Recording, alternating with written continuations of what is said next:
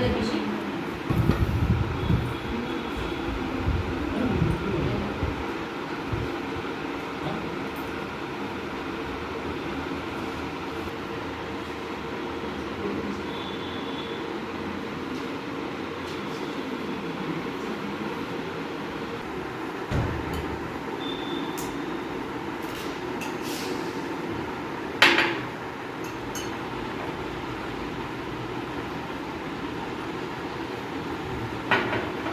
তুমি কত পেয়েছো এবং কেমন লাগছে এই রেজাল্টে?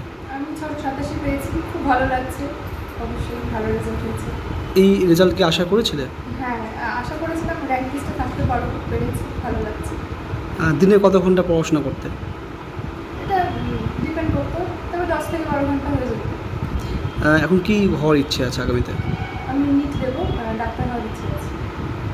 এই পড়াশোনার পেছনে কার হাত, বাবা না মা? বাড়ির সবাই, তবে মেনলি মা গাইড করেছে। বাবা তো ব্যস্ত থাকে কাজে, তবে বাবা অলওয়েজ দেখেছে যখন গাইড করেছে। পড়াশোনার পাশাপাশি আর কি ভালো লাগে? আমি গান শুনতে ভালোবাসি, গল্পের বই পড়তে, তাছাড়া আবৃত্তি করতে ভালোবাসি। অন্য কোনো হবি বা কিছু রয়েছে? না, একটু আর আগামীতে ডাক্তার হয়ে কী করার ইচ্ছা আছে? মেনলি আমার মেডিসিনাল লাইনে রিসার্চ করার ইচ্ছে রয়েছে, তাই জন্য যে প্রিপারেশন সেটার জন্য পড়াশোনা করছি। কী নাম? আবৃত্তি হবে। আপনার মেয়ের সাফল্য কেমন লাগছে, কি বলবেন?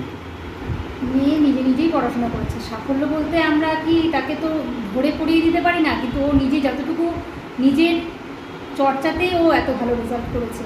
টিচার দেওয়া হয়েছিল, টিচাররাও গাইড করেছে নানাভাবে, স্কুল থেকেও ভালোভাবে তৈরি হয়ে এসেছে। আর ওর নিজের একাগ্রতাই ও এত বড় হয়েছে। 1 থেকে 10-এর মধ্যে যে হয়েছে তাতে আমরা খুবই খুশি। আপনারা আশা করেছিলেন যেরকম রেজাল্ট করতে পারবে? আশা করেছিলাম 1 থেকে 10-এর মধ্যে হবে, 7ম হয়েছে, আমরা খুবই খুশি। কী না আপনার? দেবযানী চ্যাটার্জি হবে।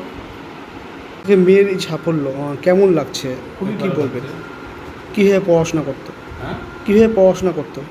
ও তো বলতে হতো না পড়ার কথা। ও মোটামুটি 7-8 ঘন্টা নিজে থেকেই পড়তো, নিজেই সবই নিজে থেকেই।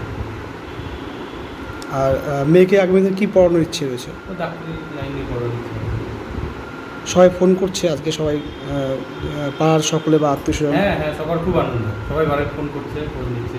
এরকম রেজাল্ট আশা করেছিলেন মেয়ের এরকম রেজাল্ট? হ্যাঁ, আশা করেছিলাম বলতে জানতাম 1 থেকে 10-এর মধ্যে থাকবে, তো 7th হয়েছে, ভালোই হয়েছে। কী না আপনার? আমার নাম নির্মল ঘটক।